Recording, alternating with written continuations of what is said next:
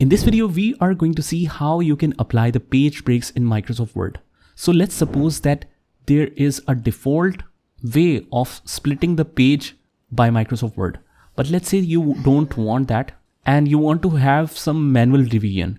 You want to have only this much content, only these 2 paragraphs on the first page, and the rest should go down. Now, if we keep on pressing enter, that's an inefficient way of doing this. Some people who don't know how to use Word usually do this. Now what we can do is, for example, we need these 2 paragraphs. Let's press an enter, and here I want to break this page. I'll go to the insert tab and click on insert page break. And now you can see that only these 2 paragraphs remained on the first page while the other ones have moved down. Now, if you want to do this with a keyboard shortcut, it's very simple. Let's say now I want to split and take this last paragraph to the next page. What I can do is, instead of using this insert and page break option, I will just move the cursor to the corner, after which I want to insert the page break and just hold the control key and press enter.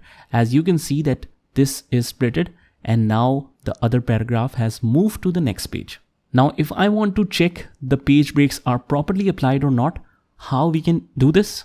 This is a question for you. How we can see the page breaks applied?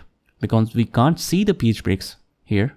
There is nothing written here. So how we can enable this? Yes, I'll go to the home tab, and from here I can enable this non-printing characters option, and here I can see the page break is applied. Similarly, if I go down here, we inserted this page break with a short key. So here it's properly applied as well. Now once confirmed, you can just close this. So guys, this is how you can insert the manual page breaks in Microsoft Word. Just try it by yourself, and I will see you in the next one.